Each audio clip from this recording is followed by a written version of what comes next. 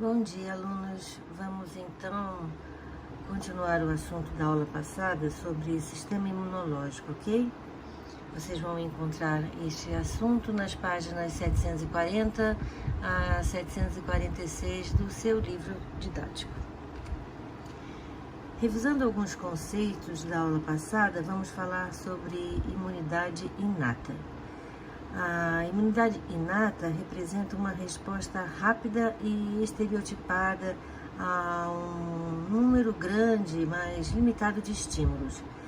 Ela é representada por barreiras físicas, químicas e biológicas, por células especializadas e moléculas solúveis que estão presentes em todos os indivíduos, independentemente de contato prévio com o agente patogênico ou agente agressor, e não se altera qualitativamente ou quantitativamente após o contato.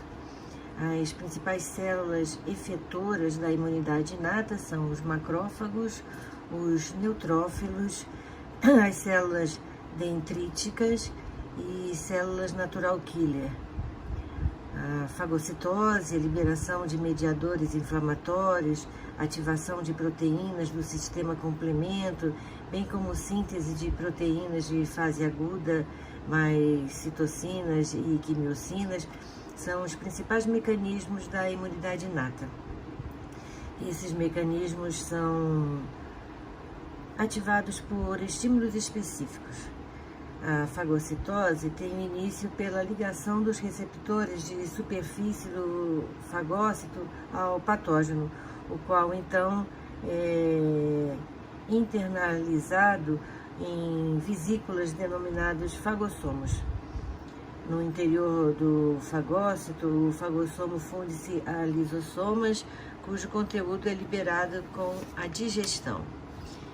Que acontece a eliminação do patógeno.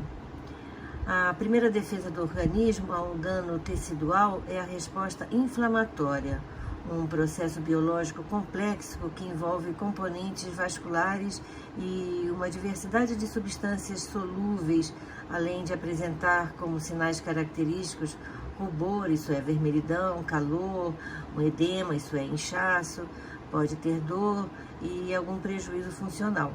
Vamos falar sobre inflamação já, ok? São barreiras do nosso corpo, a epiderme, os diversos tipos de muco que produzimos, como por exemplo o catarro, também os nossos pelos, os nossos cílios que protegem nossos olhos da poeira principalmente, a lágrima que lubrifica o globo ocular e previne o ressecamento, a saliva que protege a nossa boca, nossos dentes e língua e mucosa bucal. Também o sebo, que as glândulas sebáceas produzem e protege a nossa pele. Os sucos gástricos, as secreções vaginais, que protegem a vagina contra o ressecamento e também contra micro-organismos.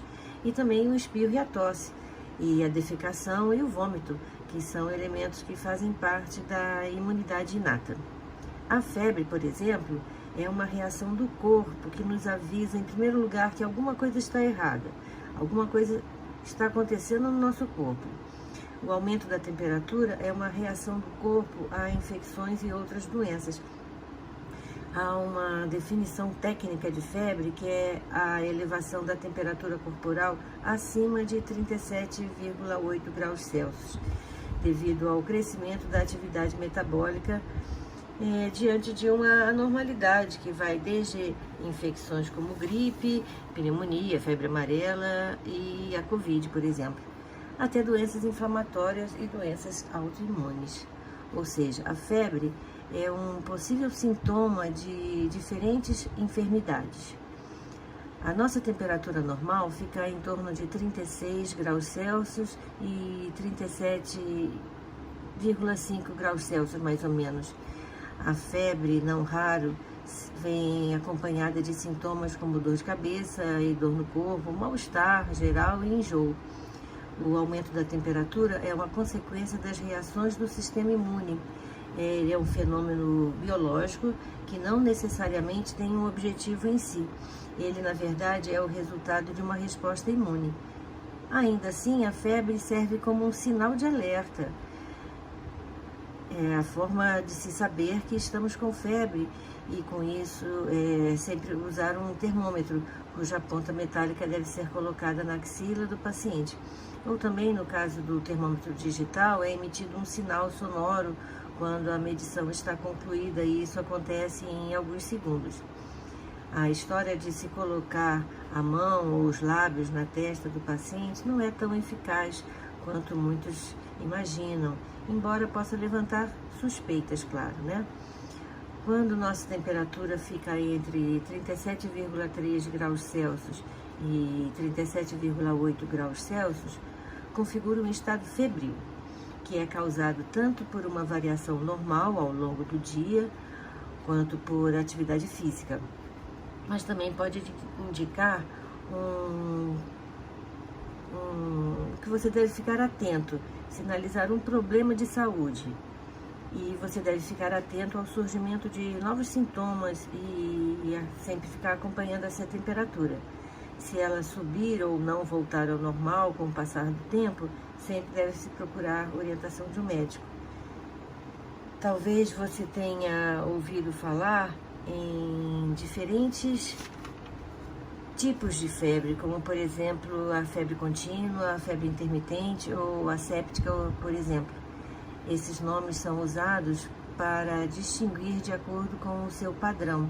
A contínua, por exemplo, é aquela que não sofre grandes oscilações em um tempo considerável.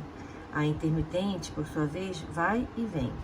Na prática, o importante é acompanhar a variação da temperatura ao longo do dia e manter um diário e também logo se comunicar com o especialista. Mas também existe a tal febre interna, que é um termo que ouvimos muito na prática clínica. É quando uma pessoa apresenta sintomas comuns de febre, mas quando vai se medir a temperatura não se observa nenhuma alteração. Indivíduos com a temperatura em níveis normais apresentam calafrios, um calorão, indisposição ou outros sinais que se encaixam nessa definição. No entanto, a tal febre interna não é considerada uma febre propriamente dita. Se você sentir algum desconforto, fale com um expert. Como dissemos, a febre pode ser um sintoma de infecção. Também há doenças autoimunes que provocam um aumento da temperatura. A artrite reumatoide, o lúpus, a esclerose múltipla estão entre essas doenças. Em geral, reduzir a febre em si é simples. Antitérmicos como a dipirona dão conta do recado, e esses medicamentos, apesar de serem adquiridos sem receitas médicas, não devem ser usados indiscriminadamente. Deve-se dar especial atenção a bebês menos de 3 meses e o médico deve ser sempre procurado. Então vamos ver esse esquema aqui ao lado, que resume a imunidade inata. Então o micro-organismo chega às nossas células epiteliais, que são a primeira barreira, e aí entram em ação os fagócitos e as células dendríticas. Revisando a aula passada, as células dendríticas são as células que, após a fagocitose,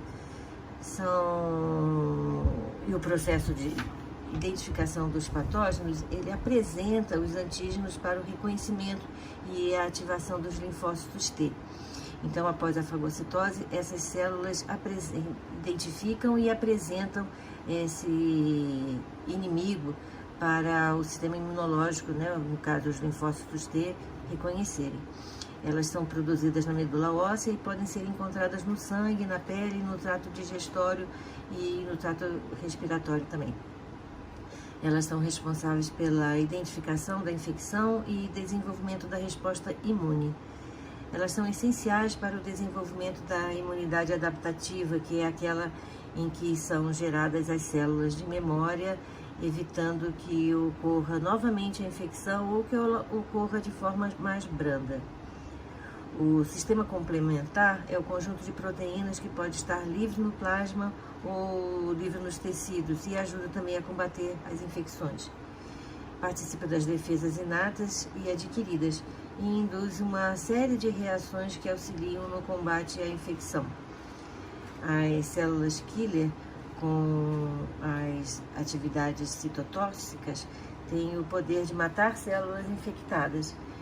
Agem rapidamente e de forma potente, podendo levar à morte das células-alvo em minutos, não abrindo espaço para os mecanismos de resistência.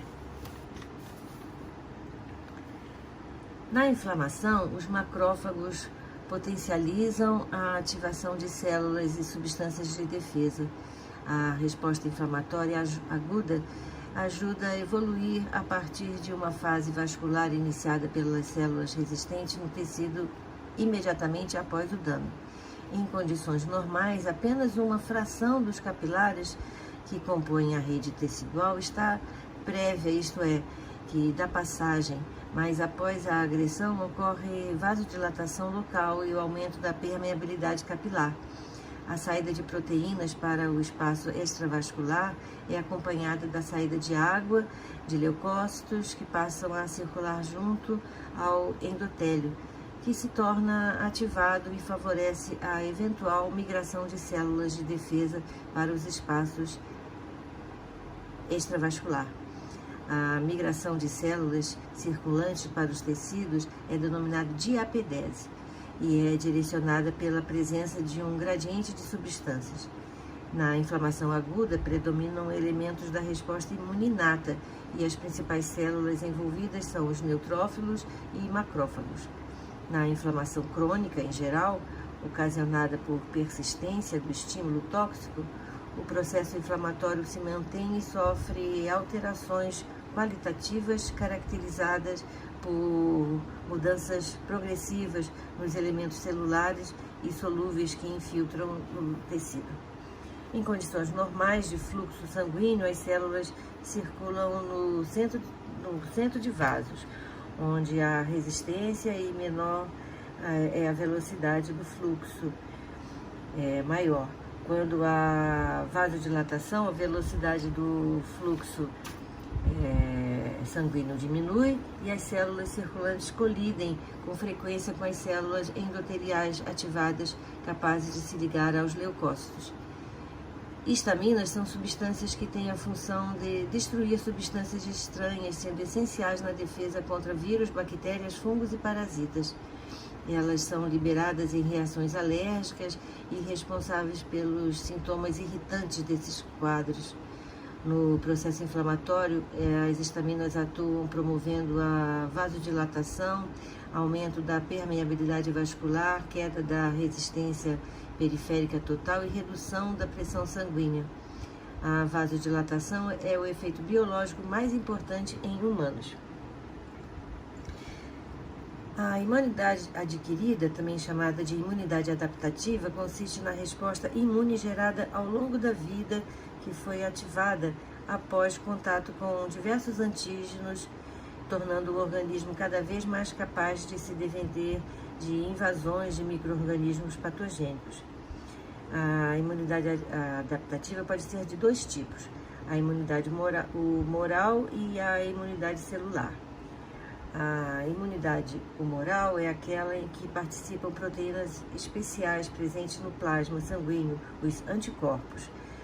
Os anticorpos são produzidos pelos linfócitos B maduros, os quais recebem a denominação de plasmócitos.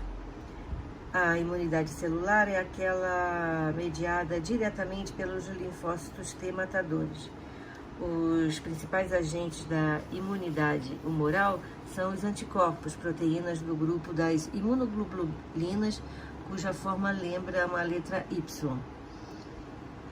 As reações entre anticorpo e antígeno é altamente específica, de modo que cada tipo de antígeno reconhece um único antígeno, como eu já falei na aula passada. Na imunidade celular atuam leucócitos denominados linfócitos T matadores ou citotóxicos. E essas células possuem na membrana plasmática proteínas que reconhecem as células anormais ou células infectadas por vírus e aí se ligam a essas células e as matam. Esse tipo de imunidade é específica para cada tipo de invasor e aumenta a cada exposição repetida desses agentes, porque possui uma memória imunológica. E o que é memória imunológica? Bem, mesmo depois de uma infestação ter sido debelada, restam no organismo certa quantidade de linfócitos especiais, que são as células de memória. Essas células de memória guardam durante anos, ou às vezes pelo resto da vida, a capacidade de reconhecer o agente infeccioso com os quais o organismo esteve em contato. E aí, em caso de um novo ataque por esses patógenos, o organismo já tem essas células de memória e elas são imediatamente ativadas e estimuladas a se reproduzir. Aí surge num período pequeno de tempo, no intervalo pequeno de tempo, um verdadeiro exército de células que vão ser defensores específicos para a defesa do indivíduo. A resposta adaptativa tem, então, fases especiais. Primeiro, o reconhecimento dos antígenos pelos linfócitos. Então, o corpo tem que reconhecer que está sendo atacado e vai reconhecer esse antígeno.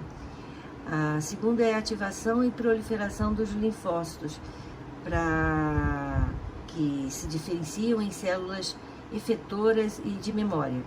Depois, a eliminação dos micro-organismos invasores, declínio da resposta imunológica e feita a memória duradoura.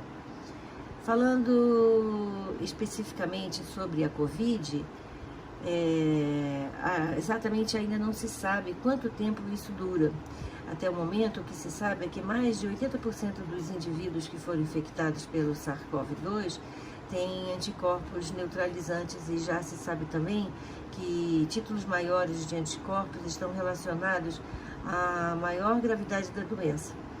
Para o SARS-CoV-2, na fase aguda da doença, há um maior nível de anticorpos em indivíduos sintomáticos do que em indivíduos assintomáticos, e isso persiste na fase de recuperação até por 3 meses após a exposição ao vírus. Após esse período, ocorre uma diminuição dos níveis de anticorpos nesses indivíduos, e cerca de 40% das pessoas assintomáticas apresentam uma negativação, não sendo possível mais detectar anticorpos pelos métodos atuais de testagem. Infelizmente, ainda se tem muitas dúvidas a esse respeito.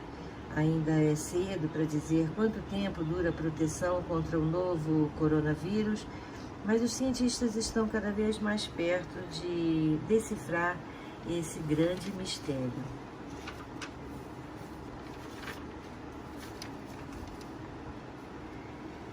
E o que é a dita seleção clonal? A teoria da seleção clonal é uma teoria sobre clones linfocitários e sua ativação.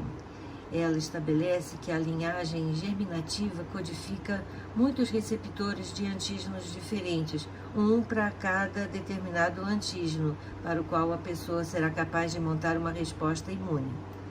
Aí o antígeno seleciona aquele clone de células que tem o receptor apropriado.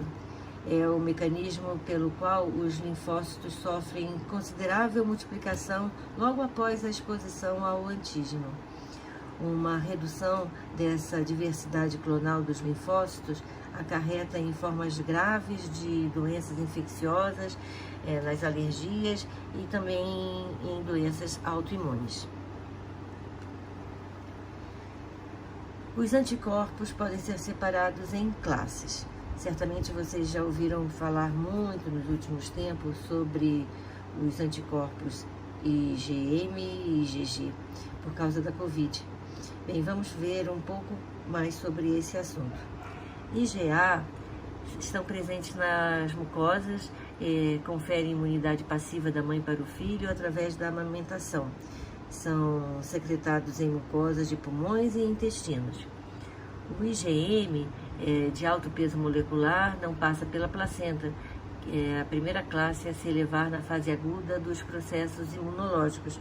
Eles ficam na superfície de células imunes e são menos específicos que os IgG e fazem a primeira linha da resposta imune. O IgG é uma imunoglobulina mais abundante no sangue e nos espaços extravasculares e atravessam as barreiras placentárias. Reconhecem e atacam o organismo como vírus e bactérias e são produzidos por anos. IgD co-expressa com o IgM na superfície dos linfócitos B maduro.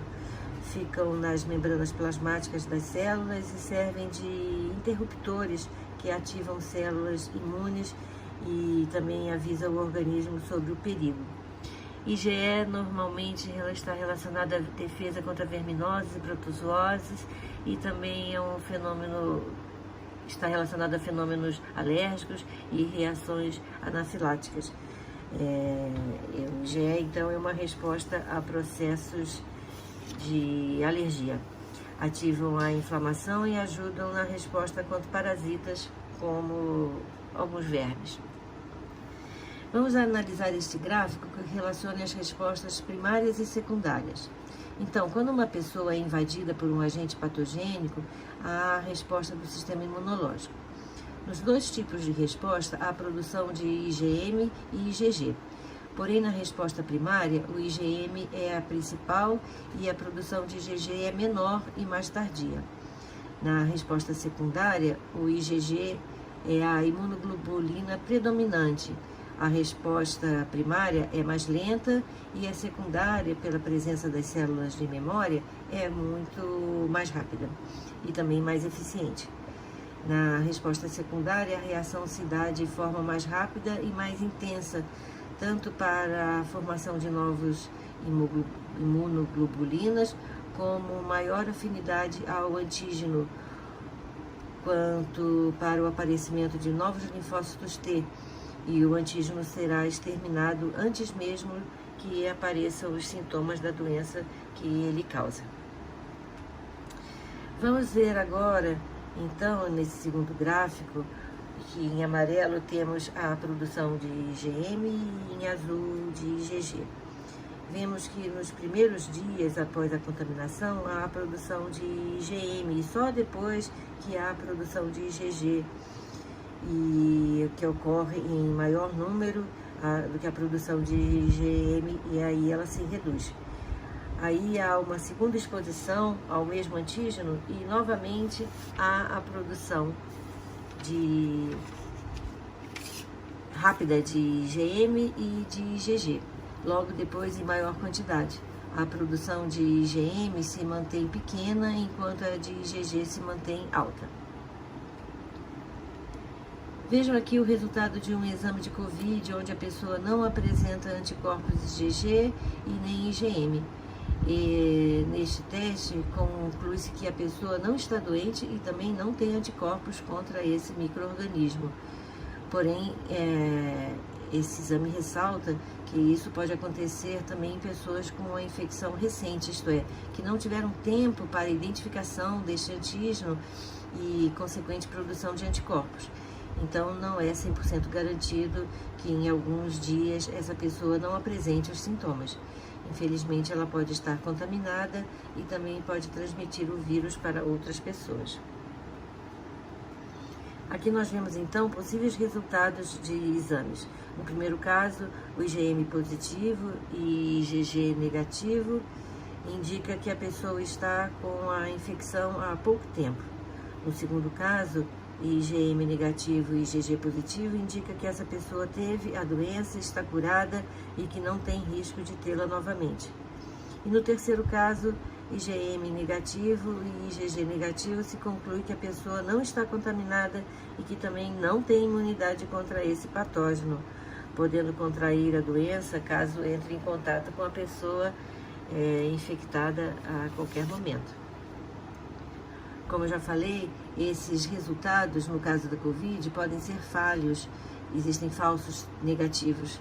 Por isso, todo cuidado, por favor, distanciamento, máscara e higiene com as mãos. Nunca é demais relembrar, ok? Vamos ver agora como podemos nos defender de muitos casos de envenenamento de cobras, por exemplo. Neste caso, são usados os soros antiofídicos. O soro é um preparado que já vem pronto, contendo os anticorpos específicos. Teoricamente, nós temos condições de nos defender de todo e qualquer antígeno.